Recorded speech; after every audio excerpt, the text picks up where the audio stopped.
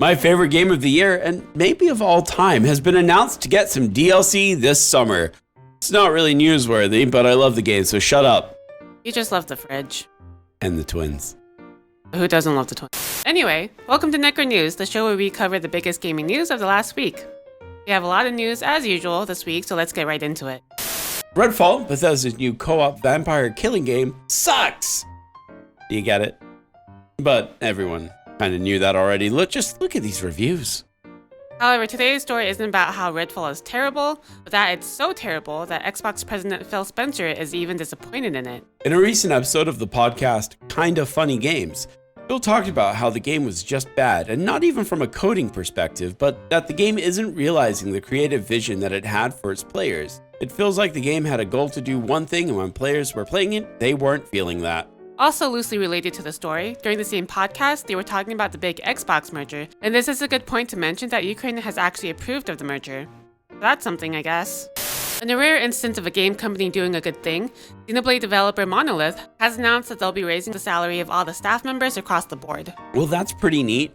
I still hate Xenoblade for a myriad of reasons, most of them gameplay related, but Xenosaga was good. I like Xenosaga. Well, this announcement does come on the heels of the new DLC for Xenoblade being released. That probably means it did well. A good job for being a good company, Monolith. Unlike Unity, who just had their first profitable period ever, and then laid off over 600 personnel. Good job, Unity. That was sarcasm that time. Oh, I remember you. Originally confirmed in February through a WB earnings call, Mortal Kombat 12 is finally being teased on Twitter. The Mortal Kombat Twitter posted this video showcasing 30 years of Mortal Kombat. More like 20 years of Mortal Kombat and 10 years of shit. Anyway, there's also talks of Karl? Karl Urbans. Karl Urbans. That is such a dumb name for a guy. What? Karl. Karl! Karl! Anyway, there's also talks of Karl Urbans, who played Butcher in The Boys, playing the role of Johnny Cage in the upcoming Mortal Kombat 2 movie. I was gonna have a tangent here where I was gonna talk about how bad the Mortal Kombat movie was, but Ellie says I talk too much shit, so we're not gonna do that here. The fight scenes were cool, I guess. Look at this picture. Now back to me. Now back to the picture. Now to the hot girl. Now back to me. Are you angry? Are you upset? If so, you might be from Twitter. The image here is of the antagonist of the System Shock series, Shodan, but created by an AI. The goal of this image was that Shodan, the AI, used an image created by an AI to display herself in a way that she deemed appropriate. Do you get it? Do you get the thing that they were trying to do? Anyway, Twitter then threw a shit fit, screaming that they should use real people or hire an artist, and I don't want to see slop made from a plagiarism machine, completely missing the point of the image. The backlash was so severe that Night Dive Studios had to go on to state that the Twitter account is not controlled by Night Dive, and that the original and subsequent posts were made by Prime Matter. Prime Matter also addressed the situation by stating, an AI using AI to imagine what AI would look like in a physical form doesn't get more meta than that. And then, to further stick to their guns, they ended with, we will use AI again to create other pieces, including artwork. We may well use AI in other areas too, but this will never be at the expense of using skilled people or their creative talents. But what do you guys think? Was this a good use of AI art? Personally, I think this is a creative use of the tool. But hey, let us know what you think and tell us how wrong we are. Speaking of AI, Blizzard has recently devised a patent for a system that will use AI to generate artwork for textures. According to the pattern, the AI uses an initial input to automatically generate a structured image. The AI can then generate a texture using additional information fed to it. Then finally, it's combined with a moderate amount of detail. No one is happy with this, of course. See how Blizzard and Prime Matter differ in use here? Prime Matter made a fun ad using AI as a tool, and Blizzard wants to replace people. Due to the blowback, Blizzard Entertainment president Mike Ybarra released this beautiful statement. My favorite part is the part where they said they're being empathetic, as if Blizzard could be empathetic to anything.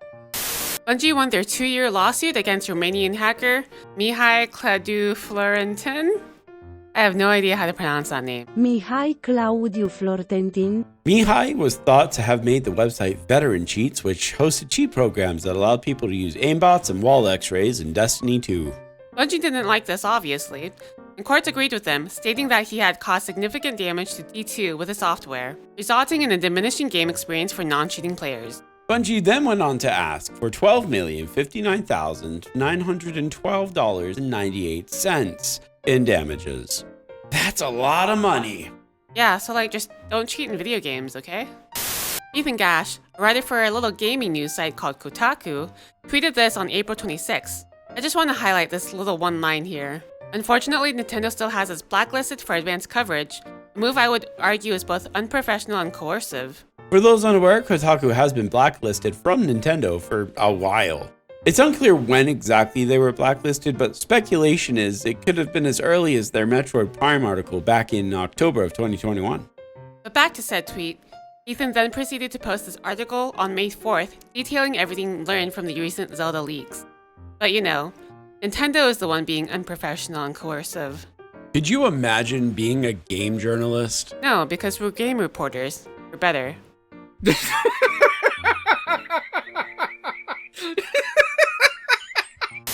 This week's BuriedAliveBanger. Hello there. After we wrapped up the making of this video, we came upon a very interesting little story. Here, let me just go ahead and move that out of the way. Okay, cool. So this is Otoko Cross Naked Remix. It's a game where you get to play solitaire and mahjong to strip femboys down to their short and curlies. But Booster, you might be asking, who fucking cares? Well, fellow gamer, not Nintendo, apparently. You see, this game is being released in Europe, physically. And what is it that makes this game different than so many other censored hentai games released on the Switch? Well, let me go ahead and read straight from the publisher's blog.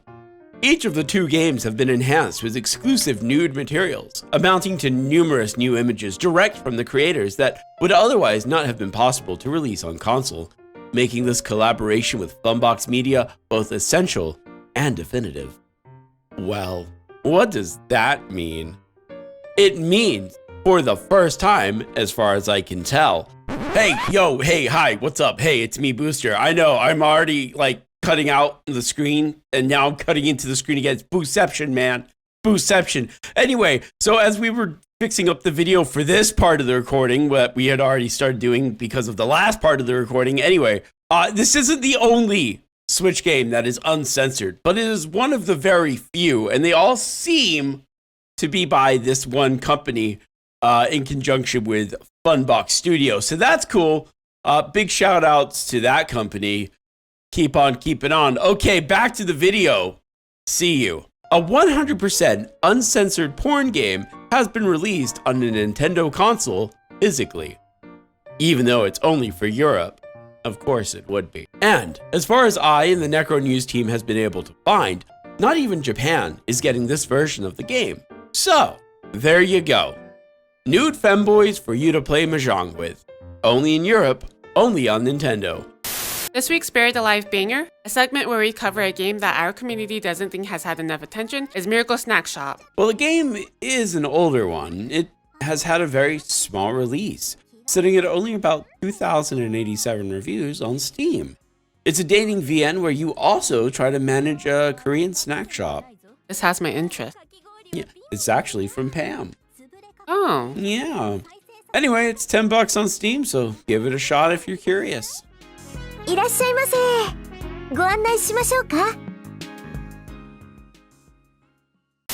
Here's the upcoming game for the week. That's right, one game. There's only Zelda, and Booster is stupid for thinking it came out last week. And here's our schedule for next week. We try to stream on YouTube once a week, otherwise we stream over on Twitch, so follow us there. Otherwise, it just about wraps us up for this week. What did you guys think about Shodan, the mess that is Redfall? Is Kotaku even relevant anymore? Let us know in the comments down below because we always like hearing your thoughts. As always, thank you for watching and supporting us. If you'd like to see more, please remember to hit subscribe and ring that bell. Until next time. Goodbye.